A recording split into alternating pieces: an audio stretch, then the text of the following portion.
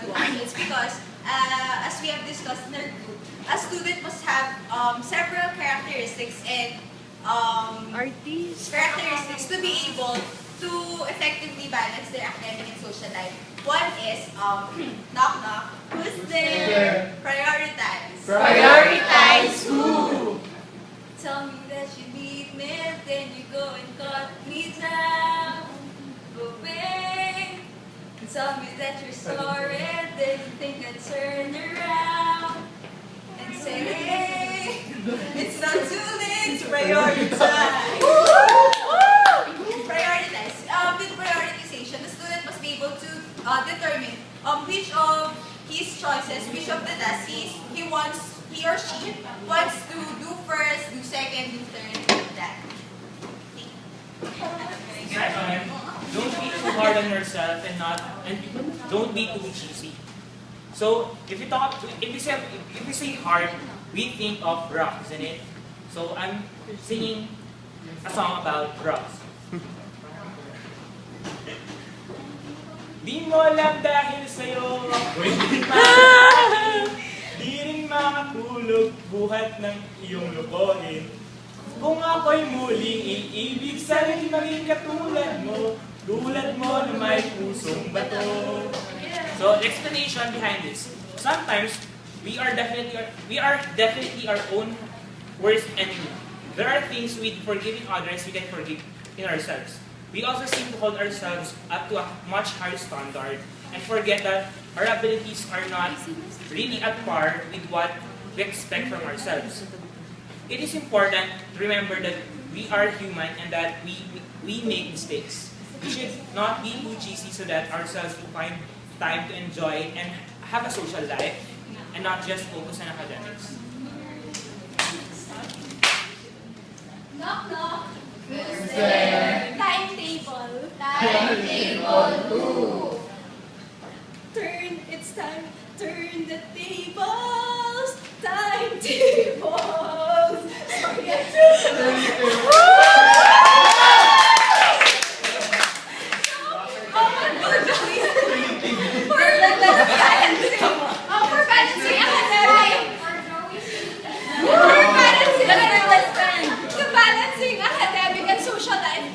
Sorry, you could employ as making a timetable. You could make your own schedule so that you would be able to fit everything you have to do.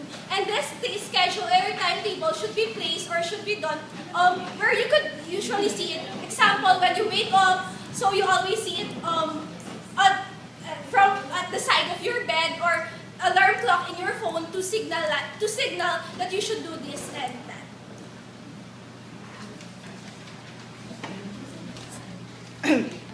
Wag mo sanang akalain.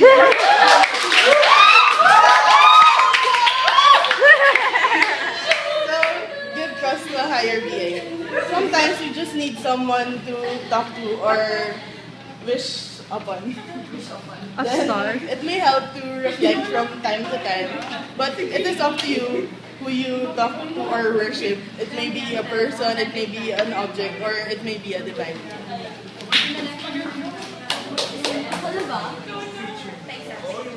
Knock knock. Who's there? Determined and devoted. Determined and devoted who? There's nowhere to hide since you pushed my love aside. I'm out of my head. Wait lang ma'am, finale. Ma'am, totoo to. Hopelessly devoted. So, we should be determined and devoted and also be motivated. Because if we have in ourselves the determination to reach our goals and to pursue what we really want, we would be able to surpass any challenges that will come in our way. Also, if we have the devotion in our dreams, we will always push ourselves and we will be able to know what things should be prioritized. Okay, so the next one is that you should keep your eyes on the prize or goal. So, Layo kang I have a konti. big plan. Layo ka, layo ka. Goal ba kayo? Hindi. Bakit? Si Ma'am na lang. Ma'am, goal ka ba? Kasi gusto na tayo first.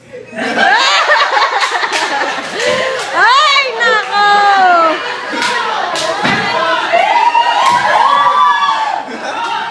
So I'll explain.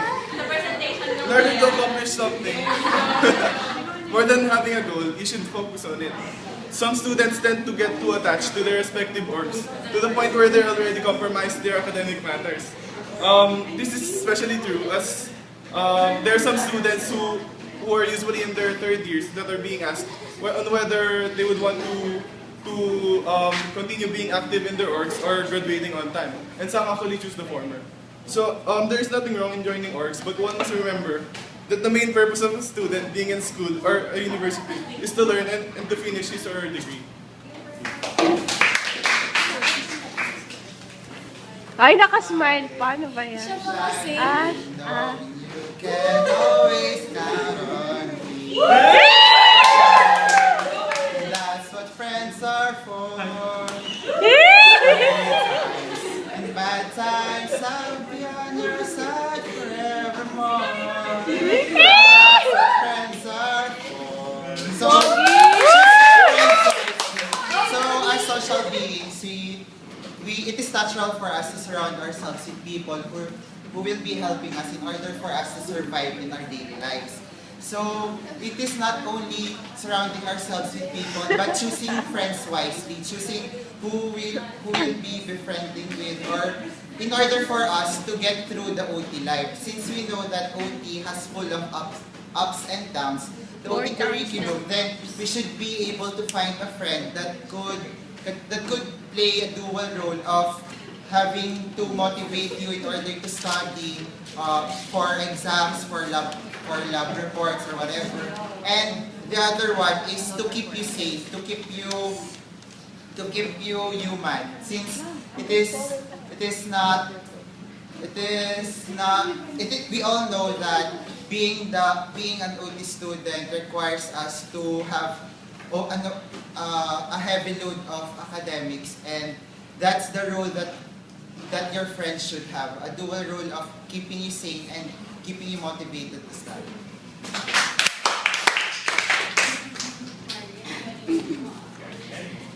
Tayo ka. Marian. Oh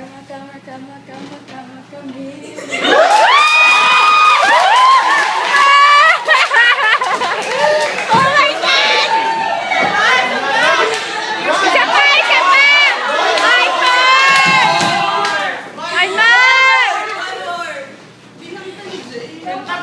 One more. Next is be adaptable. This is also necessary for us to be able to balance our academic and social. ang dami naman nila. This need is usually manifested when there would be sudden changes in our schedule. We should be able to adjust and cope with the changes in our unexpected circumstances. So, given all these traits, characteristics, we can summarize it in one term. In short, Shorty. selective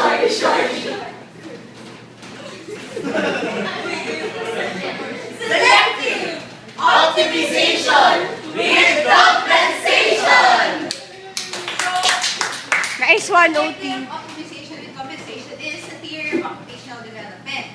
This theory's main purpose is to maximize gains and minimize losses. So instead, as we have discussed and defined during our group discussion, and based on our previous lectures from OT 120, selective optimization and compensation involves the act of selecting or choosing or prioritizing a certain goal or task over others. Then optimizing, when optimizing the task, we make sure that we fulfill that task to the best of our capabilities in order to attain personal satisfaction also based on the roles that we play. And compensation, after we've done that task, we are also given the chance to compensate for the things that that we were not able to do, and based on what we have discussed, it's not only about just fulfilling both tasks, but also getting the satisfaction of knowing that you were able to accomplish both tasks and achieve a sense of balance in your life. And that is what we need as students, not only UP Manila Camp OD students, PH, Bio, we nursing.